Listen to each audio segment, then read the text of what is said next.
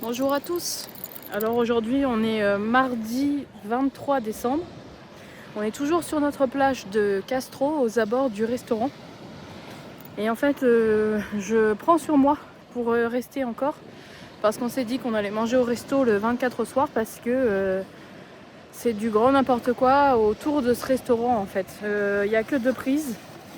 Nous là on a sympathisé avec une dame qui avait une multiprise, donc on lui a dit de nous débrancher pour se brancher avec nous sur la multiprise, mais moi qui aime bien être discrète et tranquille, et bien là on a une petite dizaine de camping-cars qui arrivent par jour et qui tournent autour du restaurant pour faire les vidanges, pour essayer de trouver de l'électricité. Donc moi je me sens sur la ligne de mire en tout temps à ce que des gens veuillent prendre notre place, et du coup c'est pas du tout agréable.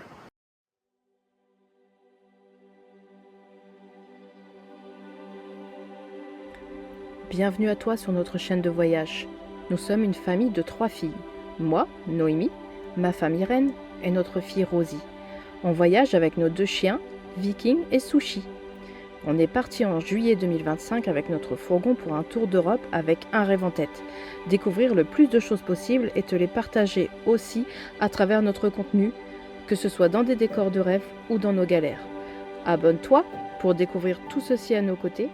Merci de nous aider à poursuivre notre passion en nous donnant de la visibilité. Et merci encore à toi de nous soutenir.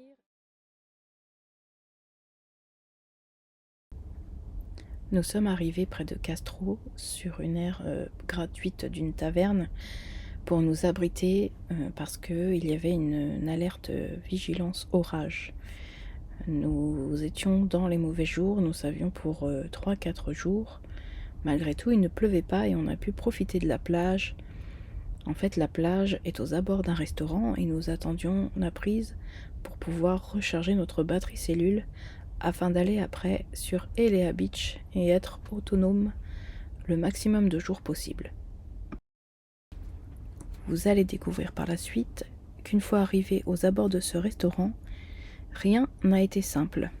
Nous avons eu quelques déboires avec les utilisateurs des lieux, ainsi que le restaurateur, même s'il nous a plutôt fui.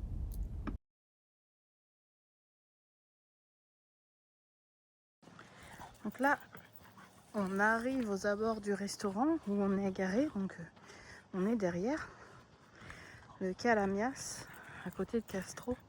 Et en fait, je vais vous montrer le genre d'incivilité qui m'insupporte. C'est que le restaurateur, comme je l'ai expliqué, il a laissé derrière 2 prises électriques accessibles et de quoi se recharger en eau. Et en fait, il y a des gens qui sont là depuis 3 jours, qui ont mis leur caravane dans l'allée et qui la journée partent en fait visiter avec leur voiture et reviennent. Un peu comme on le ferait dans un camping.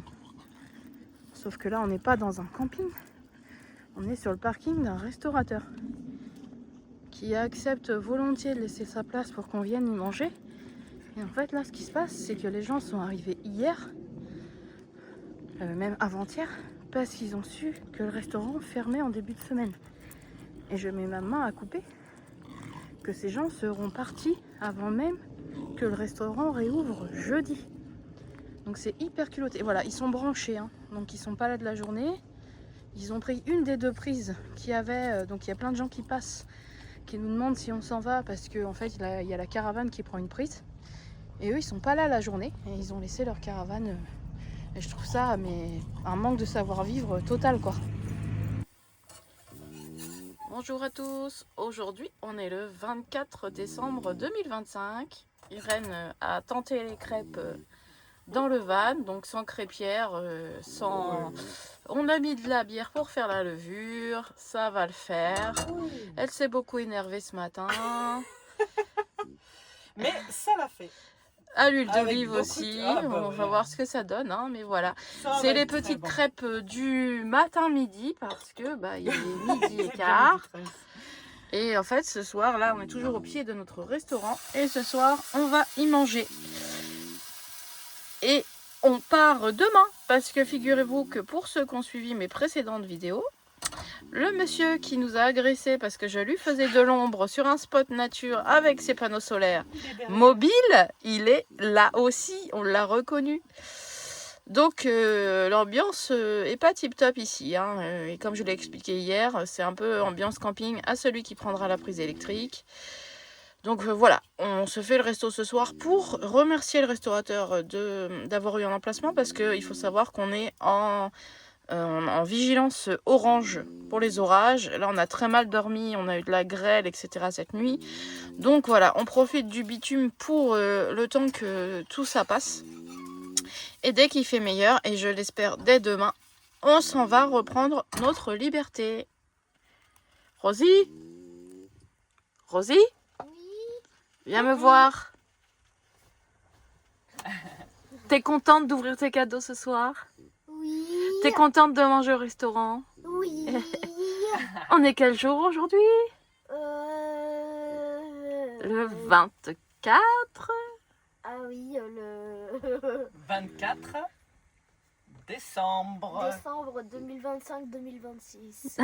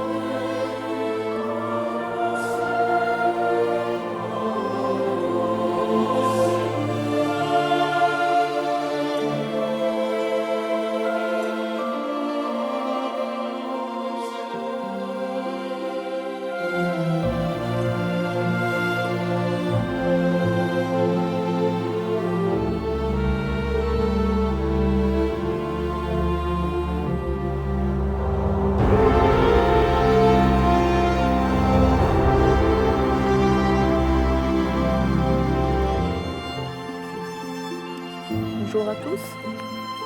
Aujourd'hui on est le 26 décembre et bien on va partir du restaurant, hein, là où on est derrière.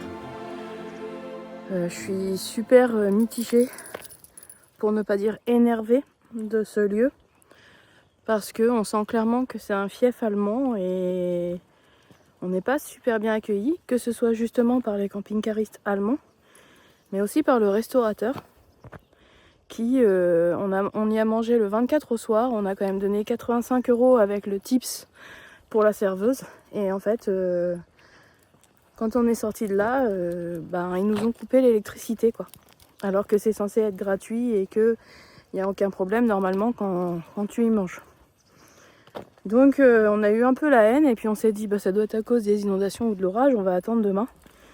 Et en fait, le lendemain, donc le 25, le restaurant réouvre le soir, Irène va voir et le restaurateur change de pièce. Donc on sent carrément une esquive et il envoie un serveur nous dire que l'électricité ne reviendra pas maintenant, alors qu'ils avaient l'électricité dans toutes les autres pièces du restaurant. Bref, ça sent la mauvaise blague pour nous faire partir en fait. On comprend pas pourquoi. On comprend pas pourquoi, même si c'est un fief d'Allemands, pourquoi les Français sont si mal vus à certains endroits du Péloponnèse. Donc si vous avez eu ce ressenti et que vous regardez ma vidéo, n'hésitez pas à nous le dire en commentaire. Parce que je trouve ça assez alarmant et complètement désaffligeant en fait de vivre ça sur une terre qui n'est conquise par personne. Et c'est malheureux en fait de ressentir un tel climat. En fait, ce restaurant, il a que 2 prises.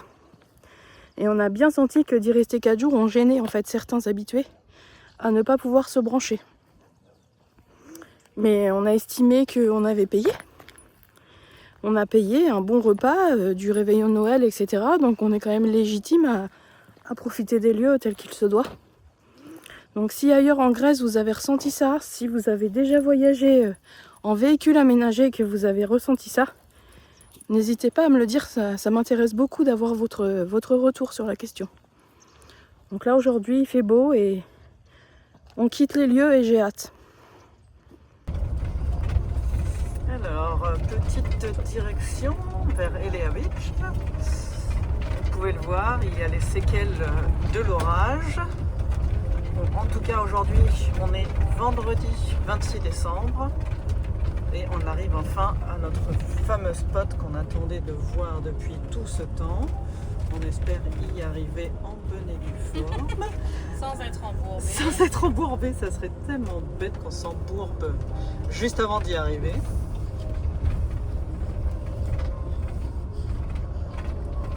Mais on y arrive doucement mais sûrement.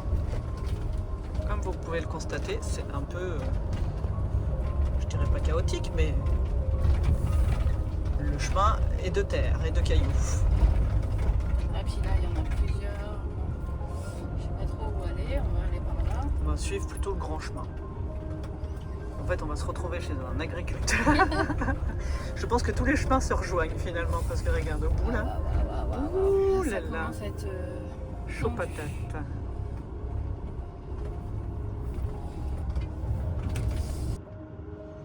Ouais, alors là, comme vous pouvez le constater, il y a une énorme flaque et on ne sait pas si on passe. Alors en plus, on voit les camping-cars juste derrière. Mais là, le chemin est vraiment sous la flotte, quoi. Donc c'est soit on y va et ça passe, soit on y va et on reste coincé dans cette flaque, quoi. Alors, on vient d'arriver. On a réussi à passer cette fameuse flaque. Mais où sont les Français? On va aller faire un petit tour. Parce qu'effectivement, il y a beaucoup de monde, mais c'est difficile de se repérer, de savoir où se mettre. Alors il y a de l'espace, ça pour le coup, c'est incroyable. Mais où sont les Français? Faut repérer les plaques d'immatriculation. Pour moi, ils étaient derrière. Ouais, bah sinon on fait le tour ici. Hop. Moi, j'ai pas non plus envie d'être collée à plein de Non, monde, pas en fait. collé aux gens, mais, Donc, mais après, on va les retrouver, quoi. Bon, en tout cas, on a réussi à passer le test de la grosse flaque d'eau, quoi. Effectivement, il y a de l'espace. Nous voici arrivés sur le spot de Elea Beach. Et en fait, effectivement, c'est surprenant quand on arrive. Le nombre de camping-cars, les campements que ça fait. Faut se dire que c'est des kilomètres et des kilomètres, donc on n'a toujours pas trouvé les Français. On n'est pas du tout au bon endroit. A priori, ils sont à 38 minutes de marche. Le truc, c'est que c'est vraiment très risqué les chemins comme ça dans les pinèdes. Avec les 4 jours de pluie qu'on a eu, il y a un gros risque d'embourbement. Donc là, on est garé, on est stationné pas trop mal, donc je pense qu'on va rester ici. Et si on doit rencontrer du monde, et ben ce sera à pied. Mais en tout cas, voilà, je sais pas si je peux vous montrer un petit peu, je ferai voler le drone pour qu'on voit tous ces véhicules stationnés parce que ouais, c'est vraiment impressionnant.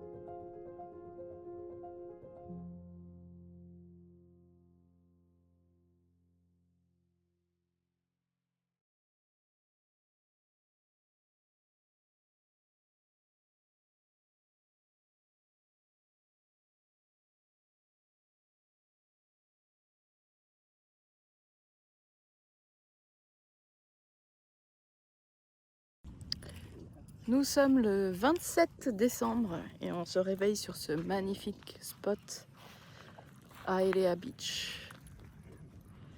Voilà, avec quelques gens au loin qui commence à se réveiller. Et puis voilà, nous on est là. On a trop bien dormi et on compte sur notre panneau solaire pour faire le taf, pour qu'on reste le plus longtemps possible ici. Cet endroit, ou plutôt cette plage extraordinaire, il suffit d'avoir regardé quelques vidéos de campeurs sur YouTube pour en avoir entendu parler. Mais quand on y est et quand on la découvre, ça prend une autre ampleur. Ce lieu est préservé de tout. On ne le voit même pas de la route. Et quand on passe les buissons, on a l'impression d'arriver dans une autre dimension. C'est comme si nous étions sur un camping, mais gratuit, puisqu'il s'agit de camping sauvage. Et les gens se mettent où ils veulent en fonction de leur feeling. C'est comme une petite ville bien organisée, où des livreurs viennent chaque matin vous amener la nourriture, où il y a des points d'eau, au nord et au sud. Bref, des gens vivent ici à l'année. Mais il faut savoir que cette zone Natura 2000 reste une zone préservée. Entre mai et septembre, il vous est interdit d'y dormir la nuit. En tout cas, l'endroit est tel que je l'avais imaginé, même plus encore. Nous sommes ébahis et nous avons envie de tout mettre en place pour rester le plus longtemps possible ici.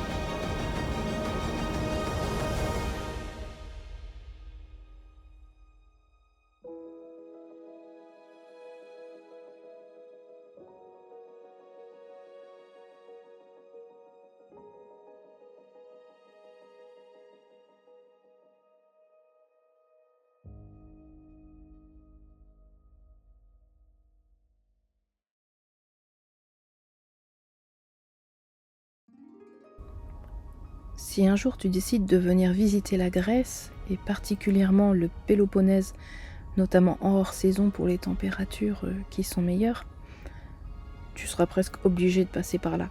C'est le point connu des camping-caristes, de ceux qui veulent connaître ce qu'on appelle la van life. Je le dis souvent dans mes vidéos, j'avais déjà réellement eu la sensation de connaître la van life en arrivant en Grèce, mais alors cet endroit est propice et au-dessus de tout. Il est juste parfait, le mood est excellent, les gens profitent simplement de l'instant présent, sans prise de tête. Il n'y a pas de concurrence comme au début de cette vidéo où j'ai pu te parler de certains spots très prisés. Ici, l'espace est suffisamment grand pour que les gens vivent en harmonie et en cohésion. Si tu es embourbé, tu es sûr que quelqu'un va venir avec son truck te sortir de là. Bref, ici, tu as juste à profiter de la plage, du soleil et de l'instant présent.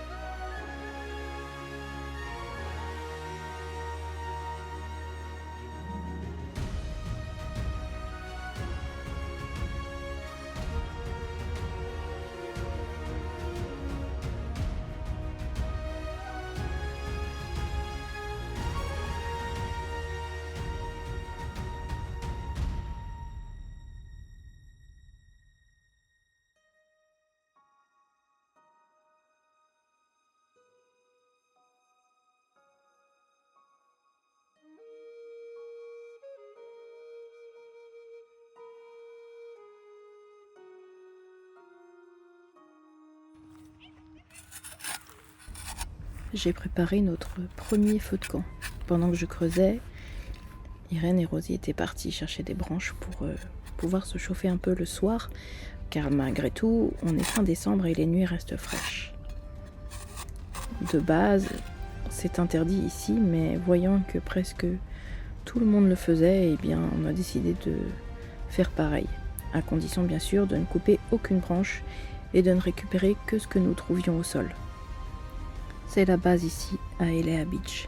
Préserver ce lieu, qui est tout de même une réserve naturelle, où la faune est très vaste.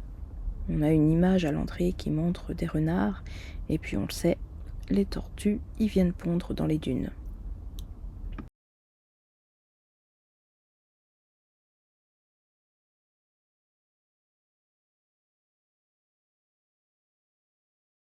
Bonjour à tous, aujourd'hui on est le dimanche 28 décembre et on est toujours sur Elea Beach. On pensait bientôt en repartir et en fait on s'est fait livrer pas mal de fruits et légumes, donc on est autonome encore sur la nourriture.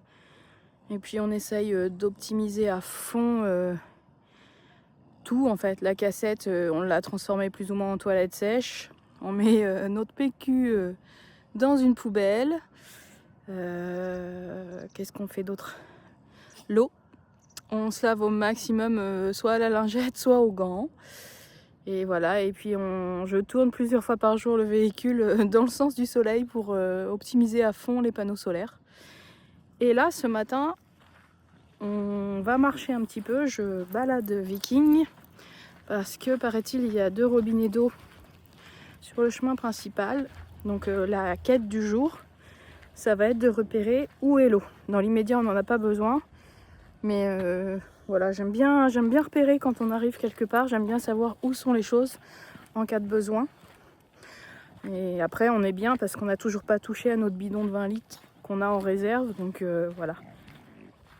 Mais encore une belle journée ici. Je crois que c'est la dernière ou l'avant-dernière avant qu'il y ait de nouveau de la pluie. Donc on verra si on repartira, parce que c'est ce qu'on fait, parce que regardez les chemins là-bas. Dès qu'il pleut ici, c'est très compliqué et il y a toujours un risque d'embourbement assez élevé. Mais là, dans l'immédiat, c'est encore une belle journée ici. Toujours cette ambiance incroyable au bout d'Elea. Et regardez, il y a des gens qui ont carrément construit une petite bibliothèque ici. Incroyable. Je pense qu'il y a pas mal de gens qui... Ah ouais, ils disent vous pouvez le prendre avec vous. En fait, c'est des choses que si t'as plus besoin, tu laisses ici. C'est incroyable.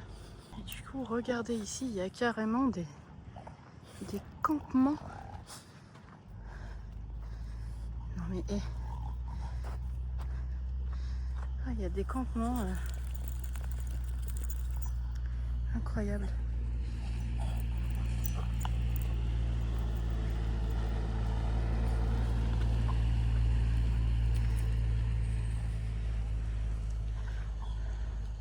Regardez dessous.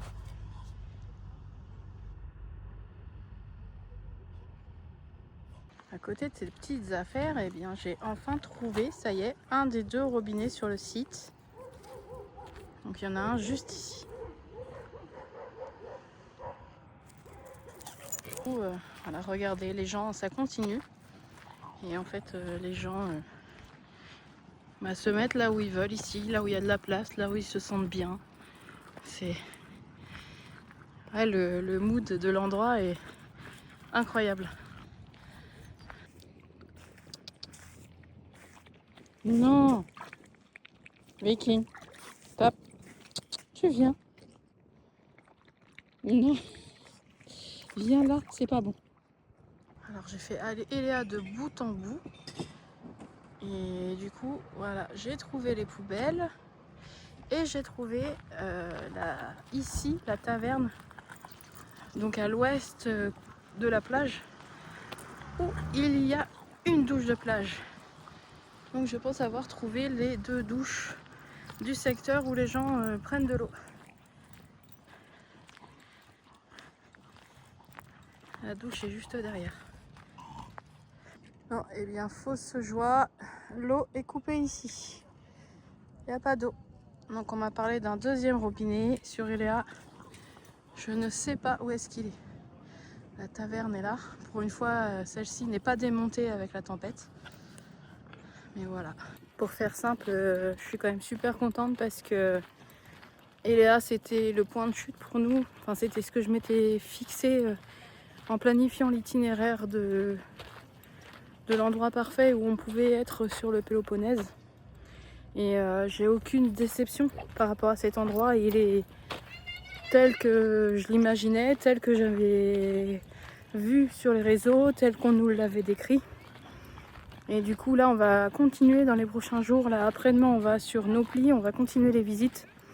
Mais on va revenir ici, on va dire que maintenant le plus clair de notre temps, on va le passer ici. Et on repartira une fois qu'on aura visité le Péloponnèse, on va simplement repartir pour faire les vidanges, le plein d'eau et se recharger en eau, mais on va revenir ici quotidiennement, c'est certain. Comme tu l'auras constaté, cet endroit est propice pour penser à soi, pour venir méditer, réfléchir ou simplement profiter de l'instant présent. C'est ma devise depuis des années. En tout cas, cette vidéo s'achève. Alors merci à toi d'avoir été présent de nouveau pour la regarder. N'hésite pas à commenter, nous dire ce que tu en penses, à la liker, la partager. Et puis abonne-toi si ce n'est fait. Et nous te souhaitons de passer une bonne fête de fin d'année. Si tu fais la fête, si tu es seul, on pense aussi à toi. Et puis si on ne se revoit pas dans une de mes vidéos, eh bien on se reverra très bientôt en 2026. En attendant, on te souhaite une bonne année.